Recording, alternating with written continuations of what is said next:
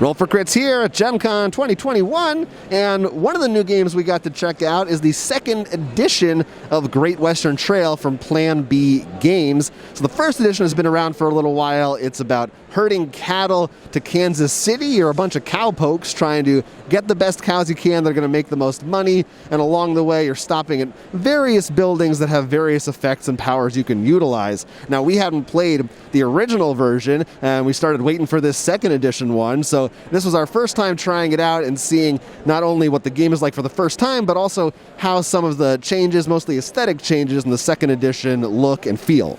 Yes, this is a deck building game, but definitely a different take. It's not usually the one where you keep playing your whole hand.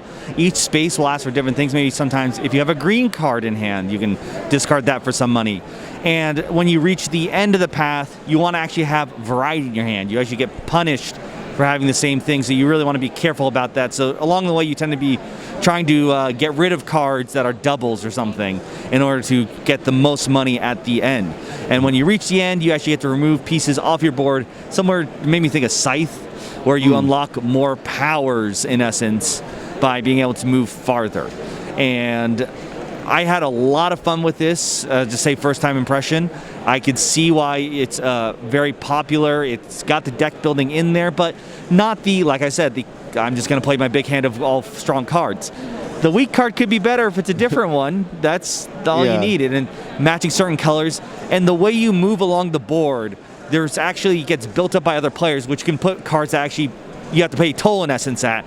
And there's different paths though, so there becomes this fun, like, do I pay you 1 coin or take the path that goes 2 coins to the bank? I don't know if I like you for that much. And I think it adds a lot of interesting decisions there. Yeah. I mean, I think that the deck building, it feels like the deck building is much more, not nearly as much of the focus as some other of even the hybrid games, like even something like Dune Imperium. I feel like it feels more like a deck builder. This one, it's like, it's an aspect of it, and it's done very well. Yes, it feels more like it's just a resource. Like, it really feels like no different than, but like, wheat or it's like if a game has set collection or hand management, you know what I mean? But a lot of people have probably played the Great Western Trail, so you already know. But yeah, I agree with you. For a first-time experience, I thought, wow, this is really immediately interesting. I can see a lot of different choices to make, and it seems like a very good classic kind of a game that I am interested in playing more. It seems a lot of people agree with you on that front as well, because they only sold vouchers the day before, and today was the only way to get it.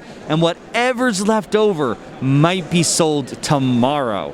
So this seems to be one of the games that will be the one that sells out quickly. So if you are looking for a copy and you're here, I hope you were faster than watching this video. Yes, I don't know, the show may or may not be going on when this video goes up, but it will be available at retail sooner or later, so you'll want to check that out. Of course, the artwork has been redone. There's a new look for a lot of things. They now have little meeples with little cowboy hats with your player color, which is a great touch. I thought that was really fun and cool. I don't know, I'm not privy to, again, exactly all the specific changes. You can look it up, but everybody seems happy with it, and it just seems like a good pickup. If you haven't played it yet. If you have the original, I don't know, it may not be as essential to you, but if you don't, it seems like a no-brainer to try it out. You've been watching Roll for Crits coverage of Gen Con 2021. Thank you so much for watching, and thank you to all our patrons on Patreon for supporting us as well. Yeah, we're going to have exclusive coverage of Gen Con at patreon.com/rollforcrit,